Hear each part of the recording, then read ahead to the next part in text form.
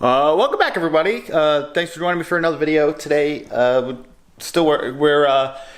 we're going to continue doing some random odds and ends on the 240. Let's talk about it first, I guess. All right. So first of all, this garage is a mess, so bear with me with that. There is not as much space here since we started parking the Mercedes-Benz there, and that's to get the oil that it drips. What I'm trying to do today, I have a couple things I want to do, but today I'm thinking what I'm going to do is going to try to change my starter on my engine.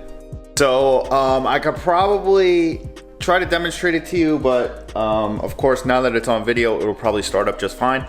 But when I go to start it, I press. Well, I have my little panel that got my little panel there. Flip my switches on, press the start button, and all it does, it just clicks. So I'll press it just, and that's all it does. So going with the starter's bad, and I'm gonna try to change it. First of all, looking around for different starters for this engine, the rb25. There's someone like Enjuku and stuff like that, but they almost tell you like, hey, take your current starter off, match it up to the pictures, tell us which one you need, and then we'll ship you that one, basically. On the Facebook groups and asked around about starters, which is probably works out to be like the same starter as the other ones, but everyone suggested using a forklift starter, and I was like, I'm thinking to myself like, how the hell is that gonna work? More than one person suggested it. There was like, I want to say like 5, maybe like 10 people suggested doing it, and a lot of them have been using them for a while. So I went on Amazon, ordered the starter. It was like 60 bucks, and we're gonna try that out because I figured I'll give it a chance for 60 bucks, even if it lasts like a year. That's I'm willing to take that risk for 60 bucks. We're gonna have to figure out some way of jacking this car up because the starter is in a horrible spot, which is I'm probably gonna get unmotivated to do this, but hold on. The starter is under there. So it's gonna be fun. So we're gonna jack this car up. We're gonna attempt to go from underneath because that might be my best bet. Actually, we're gonna disconnect the battery first because we're working on the starter. Whenever you're doing like electrical stuff, be sure to disconnect your battery so you don't ground things out, electrocute yourself, fry your ECU, anything like that. You know, the stuff that's gonna cost you a lot of money or whatever. So disconnect the battery first, then we're gonna jack the car up.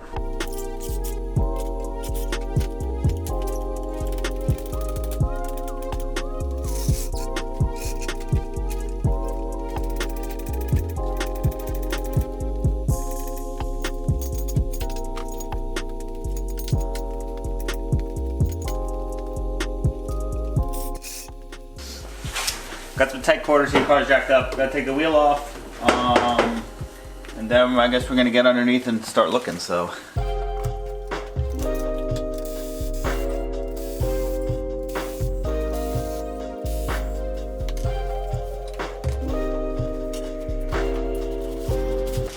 Alright, so let's open this up. This is the new starter.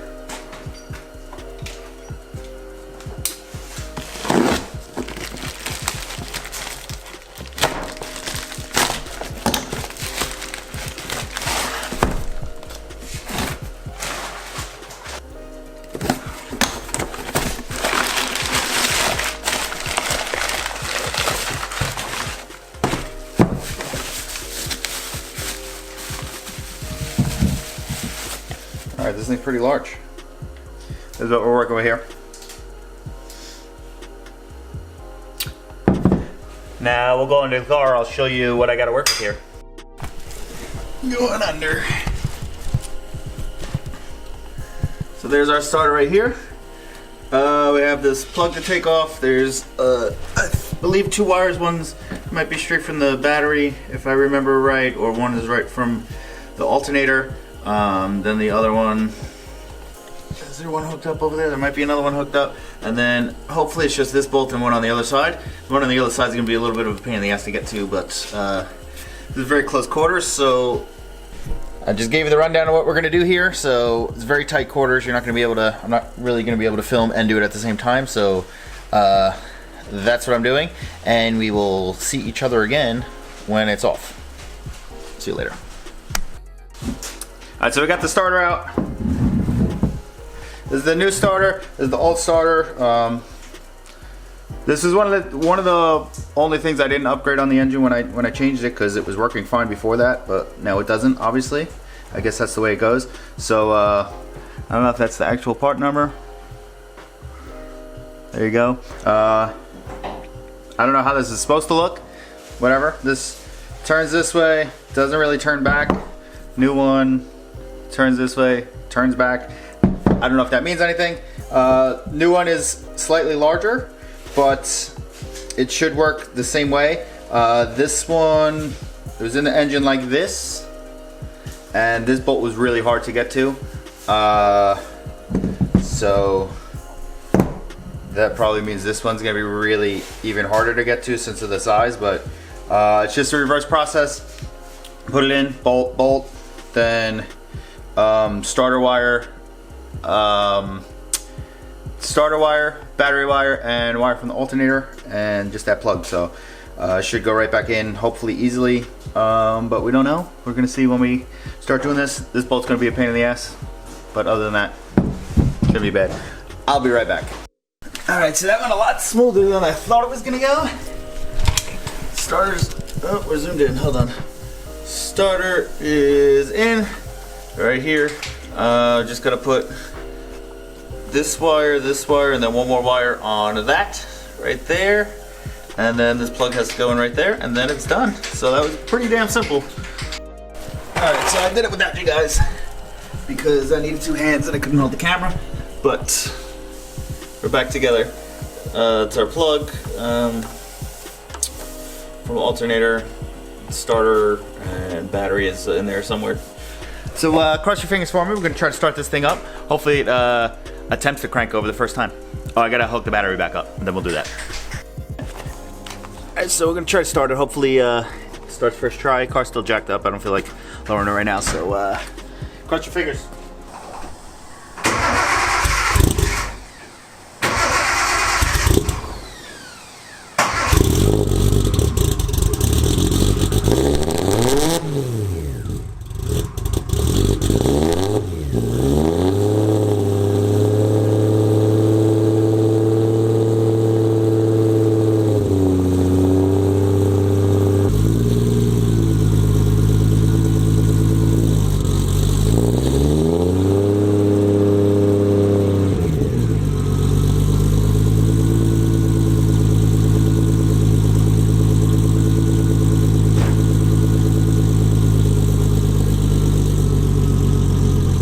So that sounds completely ridiculous now. Sounds like either a truck or a forklift trying to start, but it works, and I guess we're good for now.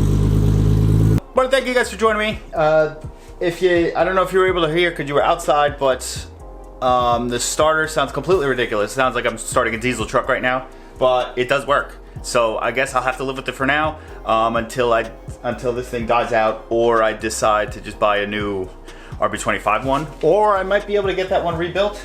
I think I've heard that somewhere. So got one more thing, I guess like engine wise I want to do. This bracket I have, I don't need this at all. I just decided to upgrade because I was having the starter problem, so I was like, let me do that. And I have heard that it can help with like idling and like low throttle stuff. So this mod, I ordered this, was it CWC? This is an alternator, this is like an alternator upgrade. It changes your rb25 alternator into, you get to use an LS alternator. I forget how much the amperage on the rb25 one is, but the LS one that I just ordered is 140 amps. This rb25, like the Nissan ones might be like 90. That sounds about right.